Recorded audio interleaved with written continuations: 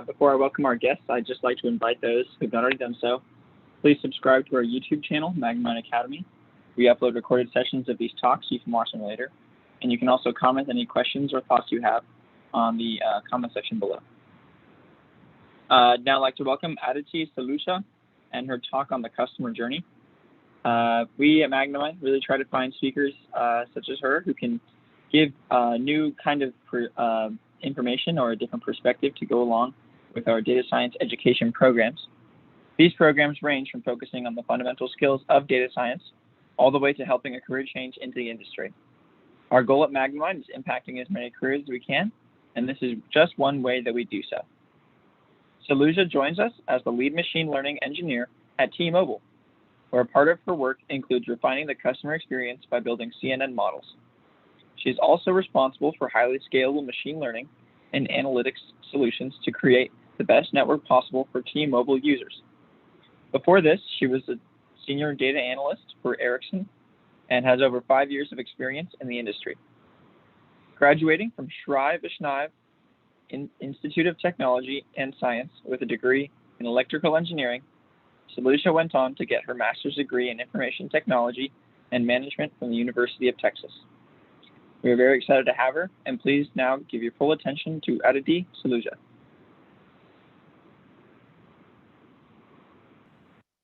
Thank you. Thanks everyone for joining my talk today.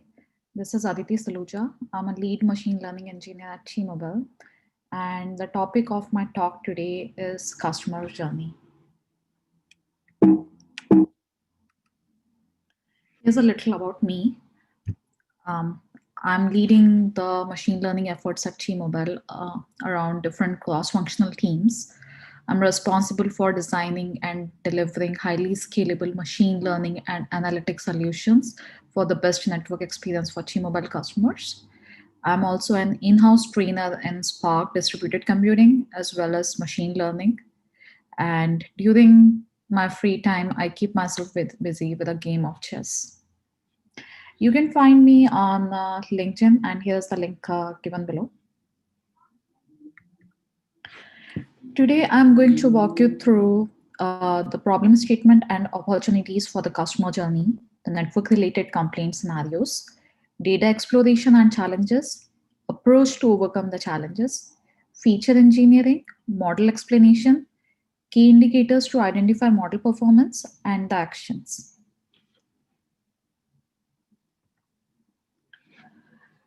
First, I'm going to talk about the problem statement. The problem statement is bifold. The first part of the problem is to deliver a predictive solution for the customers to open network complaint tickets or not in the next 7 days. So basically, this is a prediction problem. It is a time series predictive classification problem where I am supposed to identify if in the next 7 days, a customer is going to open a network complaint ticket or not. So once again, here for the entire problem, I'm just focusing on the network complaint ticket, not on any other issues. The second part of the problem is based on the customers that have been recognized in part one. The second part of the problem is based on that pattern, I'm supposed to identify if there are some other customers who are likely to churn. Now, we have seen in certain scenarios that people would rather churn than opening a complaint ticket. So the second part of the problem is more towards churn propensity and to rectify churn and to take care of the people who are not opening the complaint ticket or the people who are not calling to the care representative, but they are churning instead.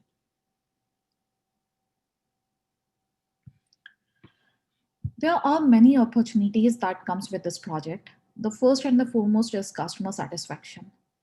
The thing is, now we know a week ahead of time that a customer is having some kind of network related issues, and because we have the information a week ahead of time, we have the opportunity to take care of to reduce the time that a customer is going to call to the to talk to the care representative or to take the. So in the opportunity section, the first opportunity that comes is customer satisfaction. The second opportunity that comes is saving manual resources. So basically, now since the care representative have a prior idea of the network events that a customer will potentially have, and they already have the information that a customer is likely to call them. This way, we are actually creating the context in front of the care representative, and since they already have the information, it eventually saves some manual resources. And of course, early detection of the problem gives us an opportunity to take care of to take the actions proactively. So let's say if we identify that there might be a network failure or there might be an outage a little ahead of time, and we already have the information that these customers are likely to open a complaint ticket. Now since we know that this particular network issue might happen in the entire area, now this gives us an opportunity to proactively troubleshoot and to figure out the problem and maybe to deploy another solution before someone would open a complaint ticket. And last but not the least is the churn reduction, the churn prevention. So basically, the customers, there are some customers who are not calling to the care representative, who are not opening the complaint ticket. We are going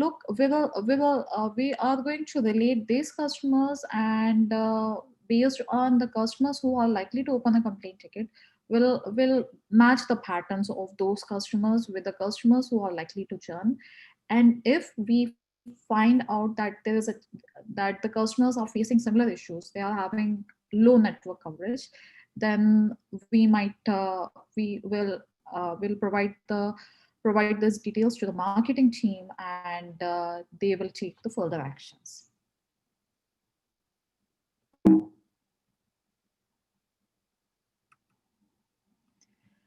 I have been talking about network related complaint scenarios, and in this slide, you will get a little more depth about what exactly is the network related complaint scenarios.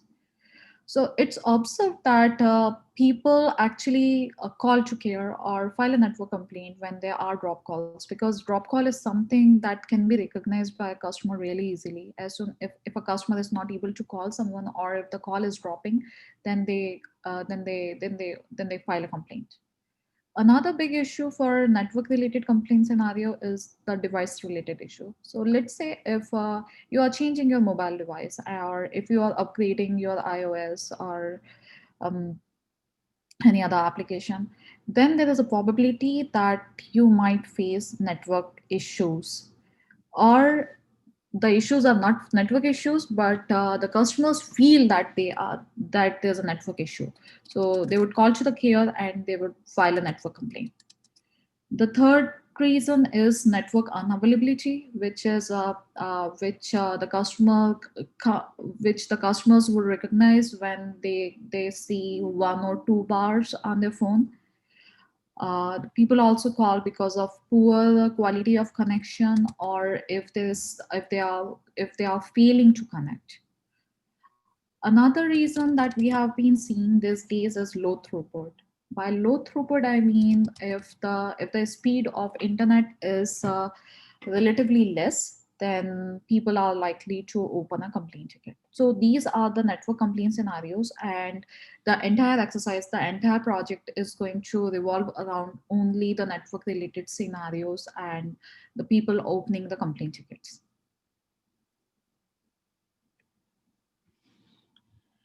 Now, this is the conceptual flowchart of how we took care of this problem, and how we went towards the solution. So when you see on the left, I have the sign of network, and then I'm collecting the data. So basically, the thing is, we have been collecting this data from 7 to 8 data sources. This is a lot of data, and when I started this exercise, it was multi terabytes. In fact, I can say petabyte of data that we collected from multiple data sources. And since the data volume was very high, and and I was looking at the subscriber base, which was 50 million subscriber, it was really important for me to filter some of the cases, because as we already know, machine learning requires a lot of processing, a lot of core, a lot of memory already. And if I process a lot of data, I mean the entire data set, then it will slow up my process for creating the for building the model. So for that particular reason, I had to use a filter condition. And now my filter condition is a path analysis. And I'm going to drill down on this particular piece in the next few slides, but let me give you an overview. So basically what is happening is, after collecting the data, I'm doing some path analysis. I'm looking at what are some of the events that's actually triggering and making the people call to care. So when I looked at those paths, I was able to filter out the paths that the customers were not at all following to call to care. So it gave me an opportunity, and this particular job is continuously running. So I can identify which customers are falling in that path, and basically, after filtering out those customers, I will apply my classification problem. I will classify if a customer is likely to open a complaint ticket in next to 7 days or not. Uh, Once the filter is done.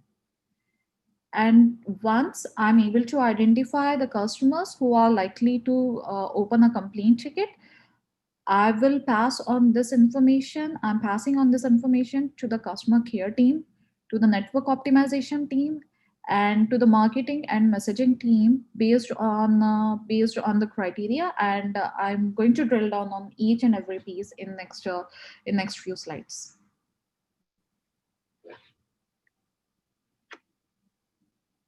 Here is some data engineering and data exploration.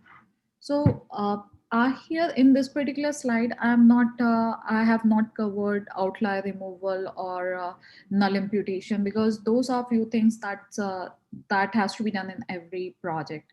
I'm talking about something that was a little different from the other projects where I've worked. So basically, when I was building this data set, I was looking at the KPIs. I was looking at certain thresholds. So let's say X1 is one of the KPI, and X1 doesn't perform well if uh, if X1 is less than 100. Then, and this is just an example. This is just a random example. So in that case, I will consider X1 as an event. So I am aggregating the entire data at hourly level, and every hour, if there is an event, if the KPI is going below a certain threshold, then I will have that particular KPI as 1.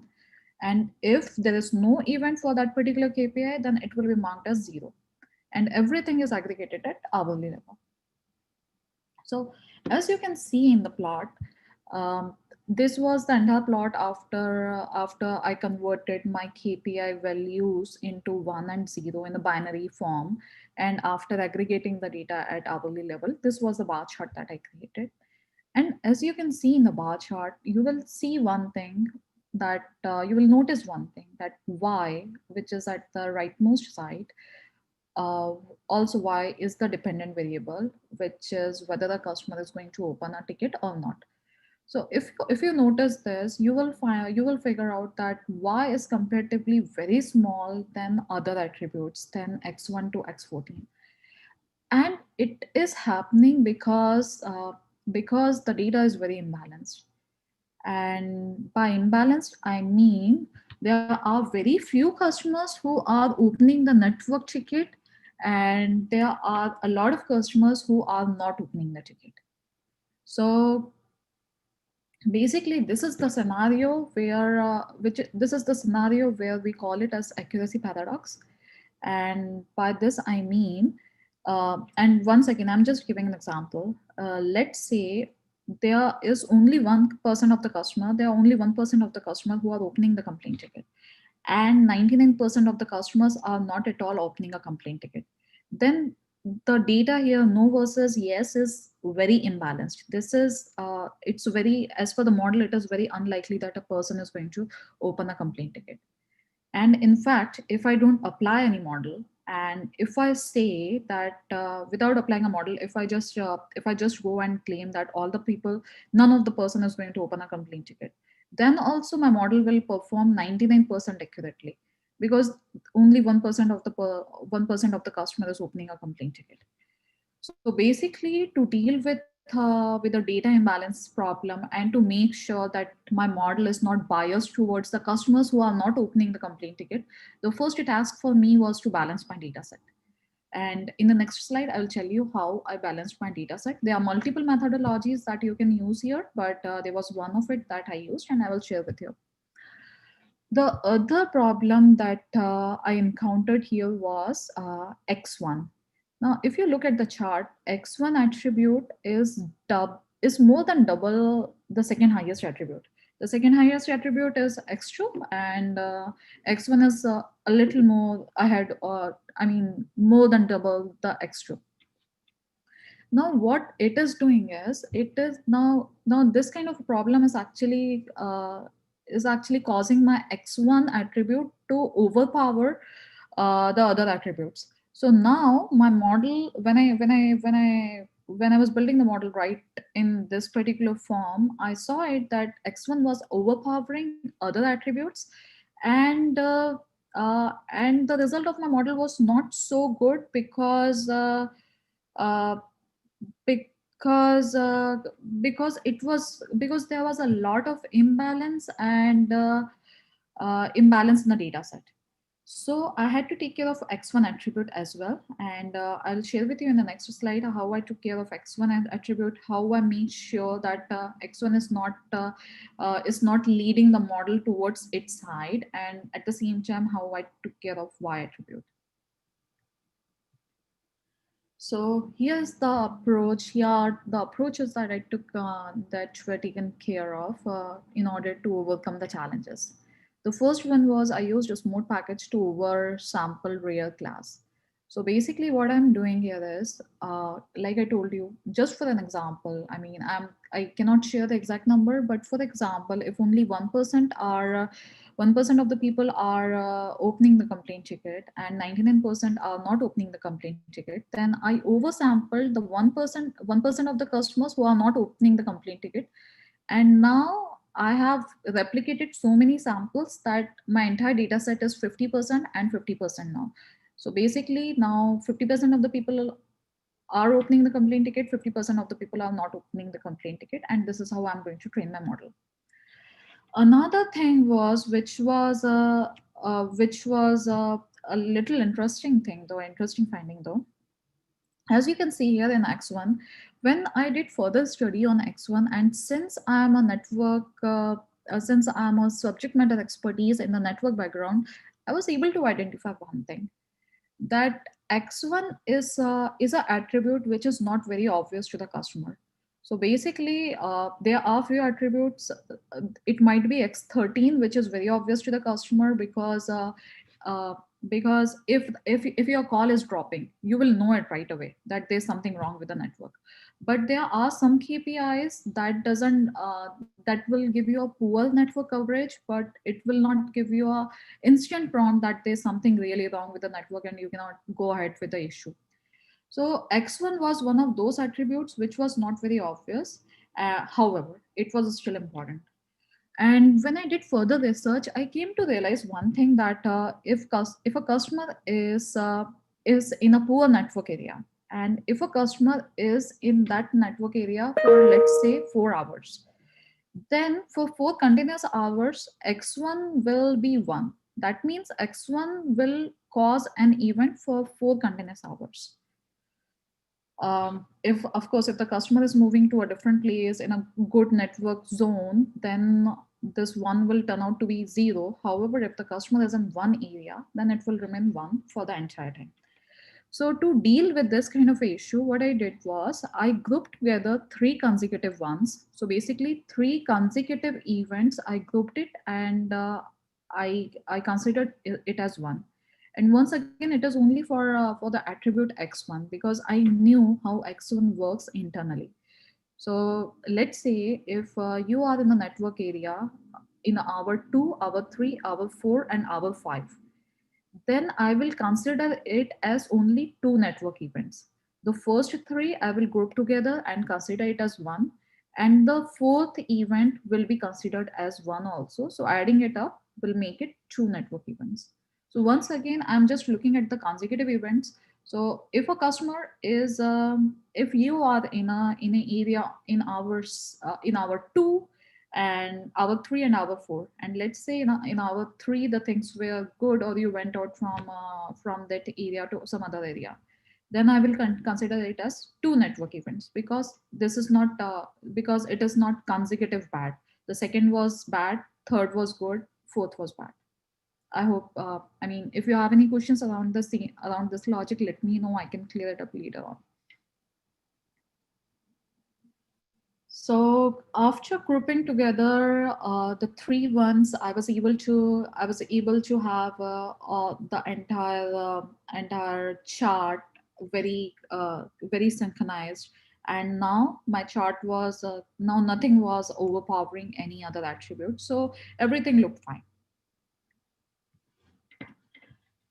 After doing the data cleansing, as I mentioned to you earlier, the big part of this problem was to filter out the condition, filter out some of the customers, and to make sure that if a customer is not at all likely to open a complaint ticket, and if the network conditions are not so bad, then we didn't want to have those customers or those numbers uh, in uh, in this classification problem. So for that particular reason, I was continuously running a path analysis job. And here, as you can see, there are these three paths. In fact, two paths which are very dominant path. The second path, which is X4, X3, X10, this path is actually leading the customers to call to care. So basically, when I looked at this path, I was very much sure that I have to bring in all the numbers that are having this kind of issues, the customers who are following this kind of network pattern.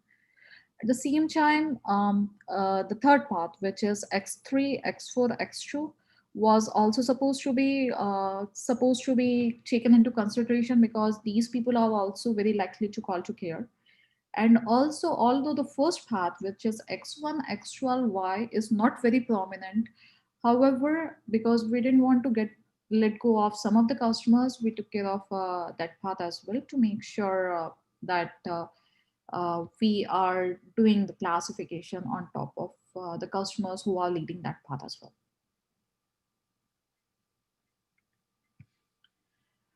Now, after doing the filtration, and when I applied the filter, I was able to reduce my data by 20 times at least.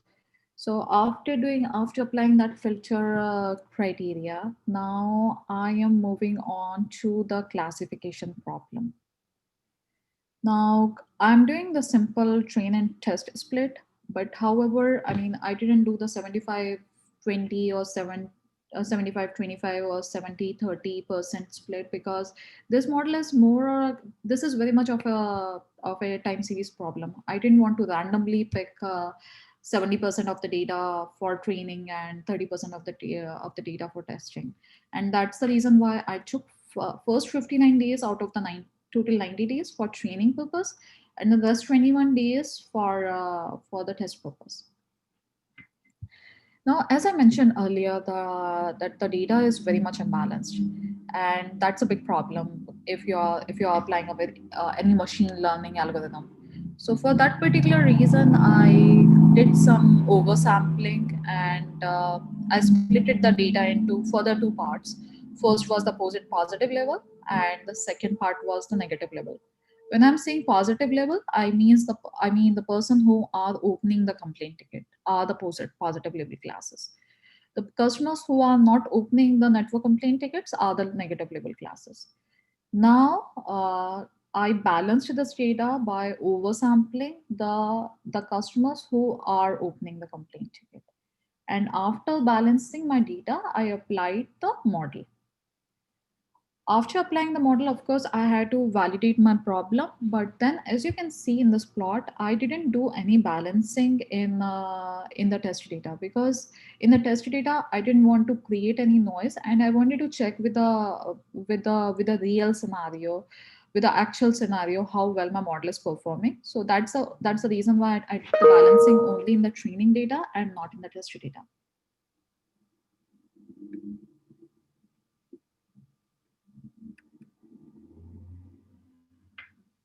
Now the main challenge with this problem was actually the feature engineering problem.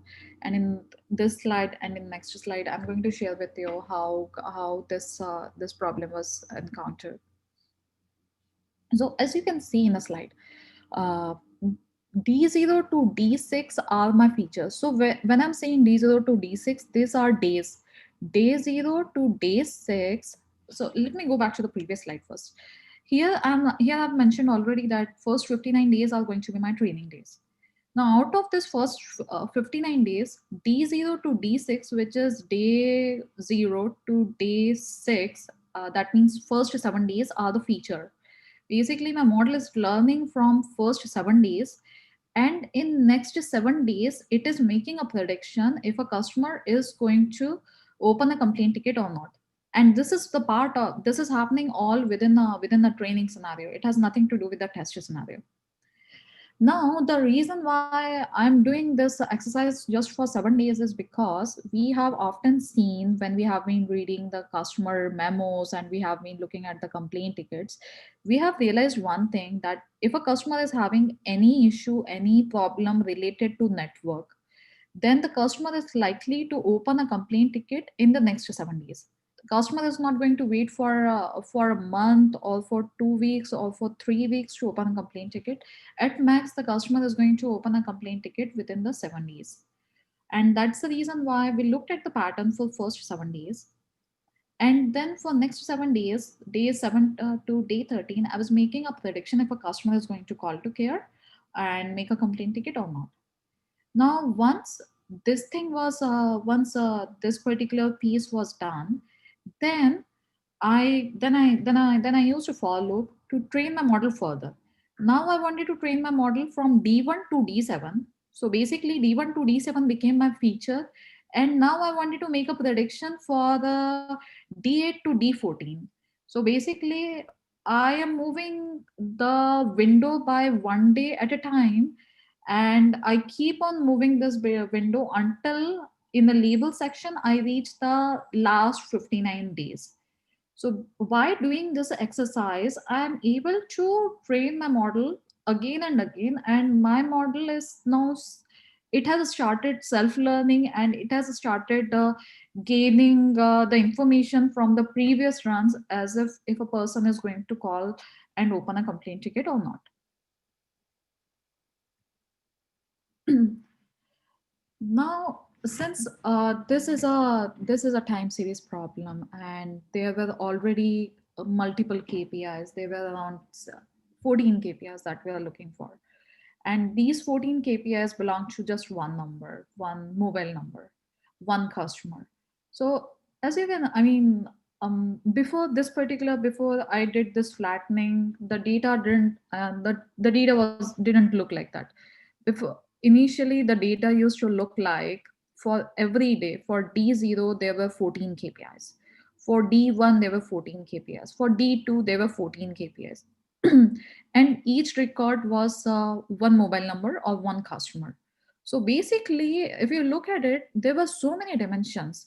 I mean, if you multiply 59, because I'm looking at 59 days for training, and if there are 14 KPIs, then 59 multiplied by 14 were my dimensions. I mean, it was too hard for the it was a little clumsy for the model to take care of this many attributes. And for that particular reason, I converted my problem and into 2D. So what I did was, I actually I'm having attributes only as the days, and then all the columns becomes my KPI. Now first 14 KPIs I mean, X1 to first X1 to X14 would be for customer one. The second X1 to X14 would be for second customer, and so and so. So basically, I have I have reduced my dimensions and I have increased my records. And by doing this, because my initial problem was only 1 and 0, I was able to change my data into an image like format. So as you can see here, it represents color. Now my numbers, if the number is high, then it becomes a little intense color. If the number is low, then I mean everything was converted into a color like manner. So and that's the reason why I was able to apply CNN model here, because now my KPIs are not numbers but the images. And now I can actually build a model, do a classification where I'm representing numbers as images, and I'm able to actually perform a really better model compared to a traditional model that I also tried using logistic regression and XGBoost. That also I tried, but since they didn't work out well, that's the reason why I had to move and take this approach and convert it into the images to make sure that my model is performing well. Now, I applied a very simple convolutional neural network here. The first layer is convolution layer. What it is doing is it is filtering out the unnecessary, or I should say irrelevant information from my entire data. I had a lot of data as the input, and to process uh, to process this much data in a model is actually very hard, and it can also overfit the model. And that's the reason why in the convolutional network you apply a filter uh, to get more relevant information from the model. Then the second layer was pooling, and I used max pooling because I am more interested in the more prominent features, or in the complaint scenario, I should say. I wanted to see the frequency, because I mean, if you look here, I've aggregated my hourly data from hour to day. So basically, initially my numbers were 0 and 1, but here my numbers have gone up to, my numbers are still integers, but my number could be 7, 8, 10. So from max pooling, when I'm doing max pooling, I want to capture the numbers with the edges, which are the higher number. So that particular piece I'm taking care of. At the same time, with the pooling layer, I'm also taking care and making sure that my model doesn't overfit. And the third thing is, because pooling layer normally captures the um, for the images, it will capture the images from every angle. It was doing the same thing for my data. It was looking at my data from different angles. And when I'm saying different angle, let me go back in my slides and I'll show you what I mean here. When you see this path, here this path says that X4, X3, and X10 is leading the customer to call to care. But how about if X3 comes first and X4 comes in between and then X10 comes? I wanted to take care of that part as well. And pooling layer is actually taking care of looking at my data, at my paths from different dimensions, and making sure that all the information is being captured, and getting rid of the um, irrelevant features. And then I build the entire model, and and I was able to compute if I was able to find the probability if a customer is going to open a complaint ticket or not. Now, once model was built, the main important, now came the criteria as to how you will identify the performance of the model. And these are some of the KPIs and some of the methodologies that I used to figure out what was a best model and what was the best cutoff. The first thing that I did was I created the ROC curve, and I built the AUC. And basically, based on my business needs, I had to change the cutoff. Um, so what happens when you are doing a classification problem, right? You get the probability number. If the probability of a customer likely to if the probability of a customer opening a ticket is if it is by default, if it is greater than zero point 0.5, then it means the customer is going to open a ticket. That's what model will say. If by default the probability is less than zero point 0.5, that means the customer won't open a complaint ticket. However, you can change that optimal cutoff, and based on the business needs, a lot of times you have to change that cutoff. So basically, after building my ROC curve and after comparing the ROC curve with different models, I knew it for sure that based on my business needs, in order to reduce the false positives, at the same time, in order to have a optimal true positives, I wanted to make sure that I have a ROC that I mean, I have a ROC chart, I have the AUC where, and I have the cutoff where I'm capturing most of the customers. At the same time, I don't have a lot of false alarms. So I had to change this cutoff to a different number based on my business needs, but it might change for any other businesses. The second KPI that I looked was recall.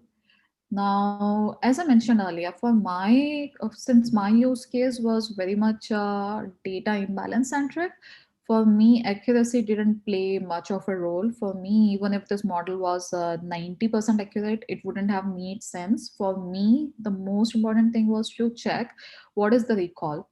So, by recall, I wanted to see how many open tickets were correctly identified.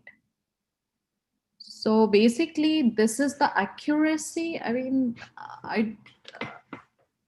if I have to explain in a very basic scenario, very basic terms, I would say it is the accuracy only for the open tickets. However, this is the definition that I have already written here in my PowerPoint is the right definition for recall. For precision, then the third metric that I had to look at was precision. So basically, you can get a very good recall. I mean, you can capture most of the tickets or all of the tickets, but if you are uh,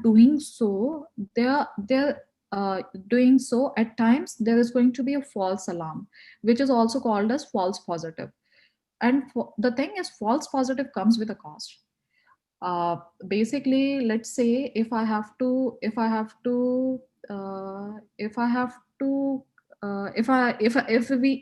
T-Mobile is coming up with a new network plan, and this is just an example, and let's say we want to extend this plan to the customers who are likely to churn.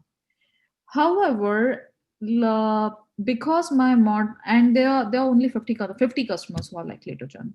But what if my model is capturing like 10,000 customers to identify this 50 customers?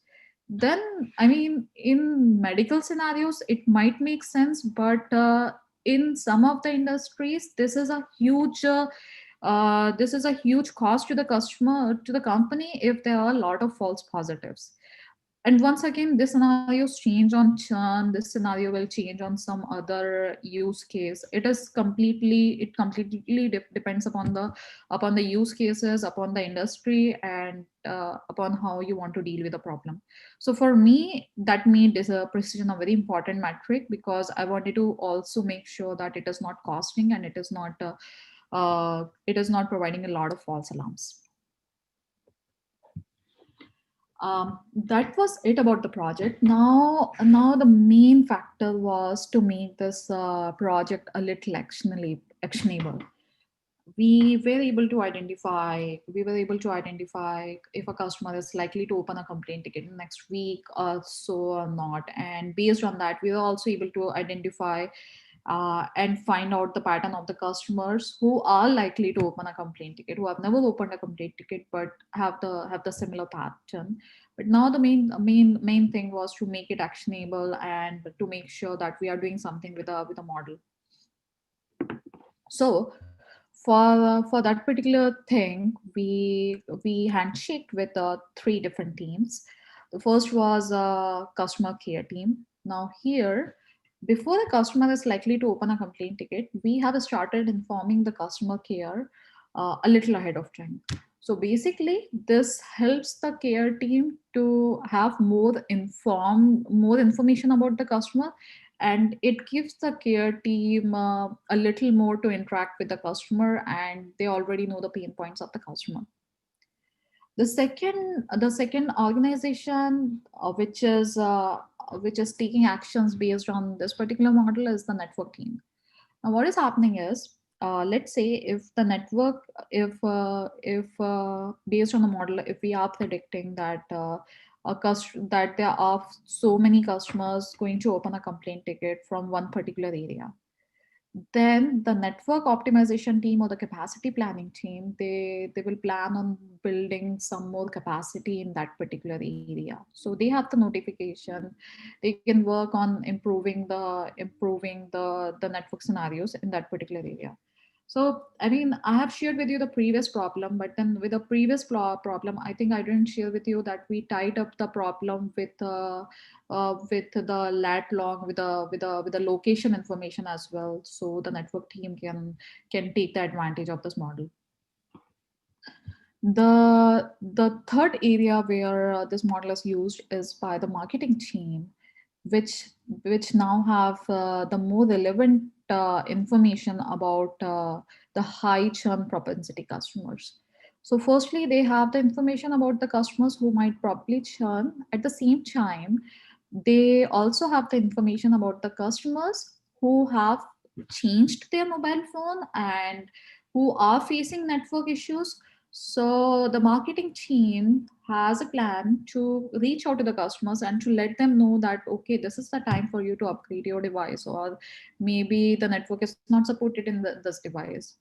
I mean, people, uh, there are very few devices where the 5G is supported, but a lot of people are expecting 5G to be supported in each and every mobile phone, which is not possible. So, so these kind of scenarios will be and can be taken care by these teams based on this project. Well, this is it about my project. Now, if you have any questions, feel free to ask me. Okay. So the first question is, was all data checked? Yes, all data was checked. The topic modeling was done in this data before the data was before I used this data for the classification purpose. The second question is, how did you decide on these paths? So I didn't decide on the paths. That is a I mean, I'm using some of the, I have written some of the codes. I used one tool to identify the paths. What paths are customers following before they are leading to the customer complaint. So everything was done programmatically. Nothing, I didn't decide it on my own. Third question is, what does grouping three consecutive ones of attribute X1 mean? Does it mean three network events in a 3 hour period, but never more than one per hour? So, okay, now let me tell you one thing. Basically, for 1 hour, so the data was initially hourly. So that means either the data was either for one particular KPI, the value was one or zero. It was nothing more than one. It was nothing less than zero. Now, if for now, once again, I'm going to give you an example. If let's say you're a customer, and from 2 p.m. to 7 p.m. you are in one particular area. So 2, 3, 4, 5, 6, 7, which means seven, which means you are in an area for 6 hours.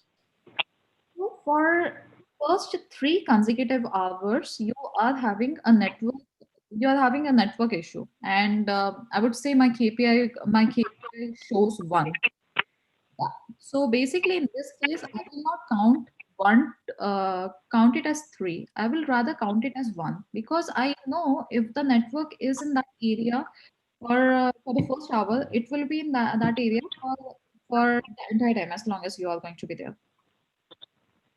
Now, if since you are in that area for 6 hours and for 6 consecutive hours, the network is not good, then I will not count it as six. I will count it as two. However, if in between you went out to some other area, like in the fifth hour, you went out to some other area. So the first four, it makes the first four consecutive, and sixth is all alone, and the fifth is a fifth. I mean, on fifth hour there was no, on the fifth hour there was no issue. On the sixth hour there was issue, and first 4 hours there were issue. So I will count first three issues as one issue, the fourth issue as one issue because fourth is not subsequently proceeded by any other issue, and the last six as one more issue. So it will make three issues for by grouping together the five issues. You said 59 days of data was used for training and 21 days of data was used for testing, but there was a total of 90 days worth of data. Yes, was 10 days of data used for validation. Yeah, that's correct. Yep. Um, in a shifting by a day scenario, don't you need to delete the complaint filing record if you don't have the problem start date record anymore for that customer? Hmm.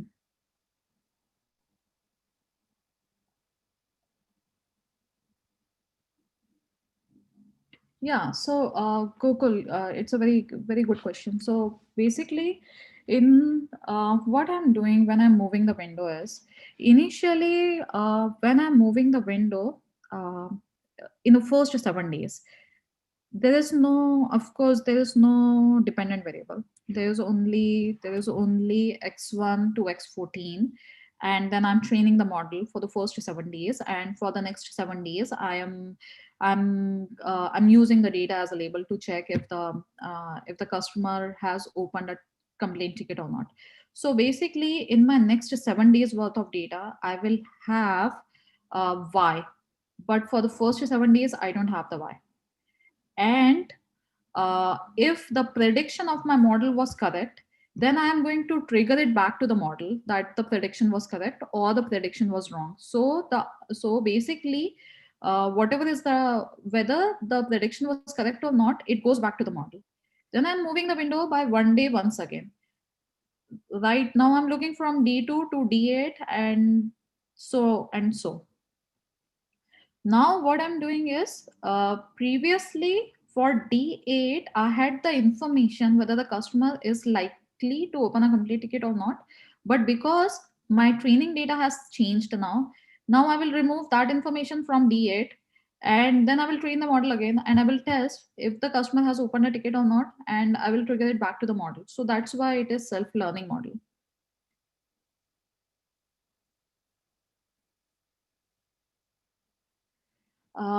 No, this is a question from Dave. Dave is asking when you converted the data to a 2D image, what did the value of the color indicate? So, Dave, you are correct. Initially, the value was 0 and 1. Initially, when I aggregated my data, I aggregated the data at hourly level.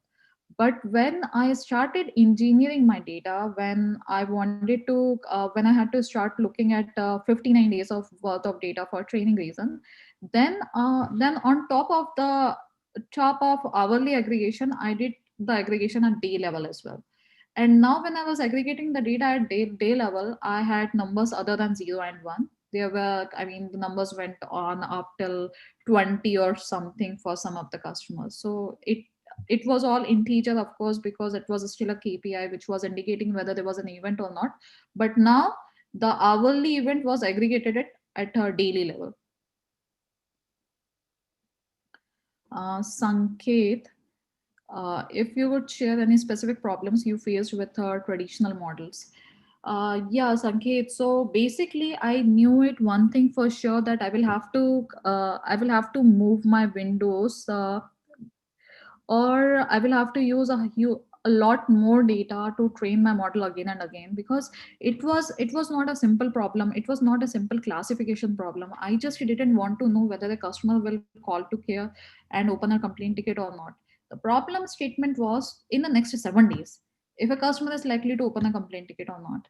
So that was the biggest challenge that I was facing when I was implementing the traditional problem, because traditional methodologies, because I had to anyways convert my data into image like format. And now those models were not able to identify if the path was changing.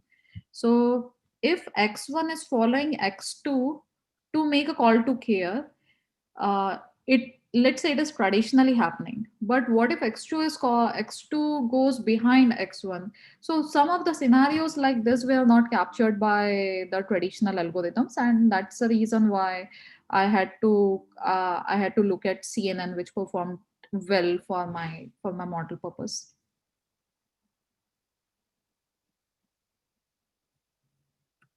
um Now, this is from Anonymous. Oh, sorry, I am looking at LL.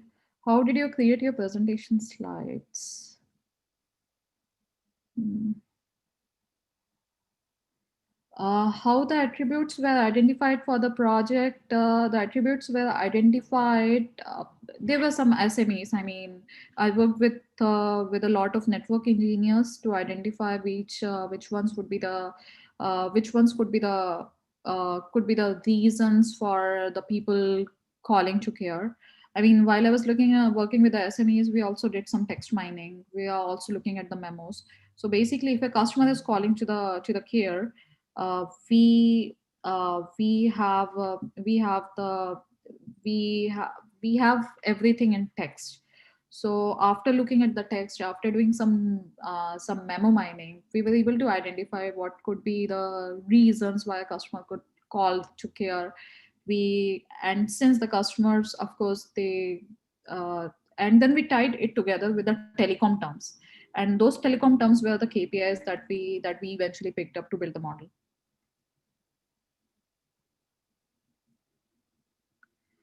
The model that I used was a CNN model, convolutional neural network.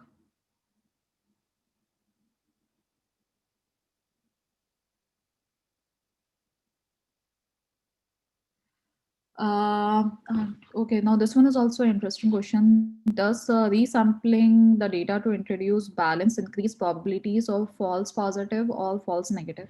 So first of all, I'll tell you one thing.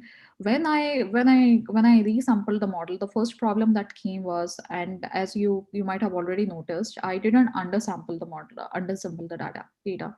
I only oversampled the data. So when I am oversampling the data, that means I have increased data multifold.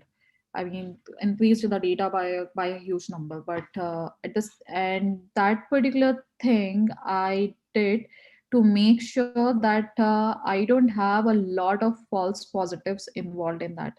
So I don't know your name, but at first I tried both undersampling and oversampling. When I was trying both of it, I was getting a lot of false positives, a lot of false positives. But when I did the resampling, I saw that suddenly my recall has increased, and my precision was still there. So I won't say that that resampling has actually had any negative impact on the model performance. What are the tools or software for data analysis? For this data analysis, for this particular exercise, I did entire project in Azure. I used Databricks for the data processing, because it was a lot of data. I had to use some Databricks. I had to use Databricks UDF to make sure to make sure that my data can be handled properly. And then once the data prep was done, I moved all the data, all the engineer data in machine learning workbench, and I created the model there. At the same time, I used a tool from Teradata, which was for the path analysis to make sure that I'm using the right filter conditions.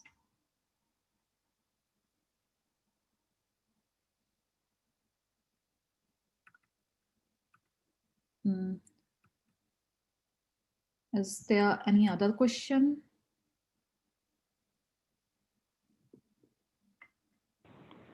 Looks like there's a few more coming in. The one from Dave, what framework PyTorch TensorFlow did you use for CNN? It was Keras, precisely.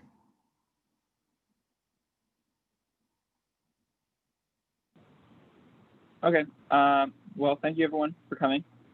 And thank you, Aditi, for your time and joining us. Magnimind, we hold these talks to inspire people to keep furthering their learning.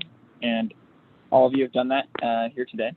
If you haven't already, please make sure to subscribe to our YouTube channel, Magnimind Academy, and please comment what you thought about today's meetup or what you think about our online Zoom format. Also, please join us for our next scheduled meetup on September 23rd, called Machine Learning in Healthcare.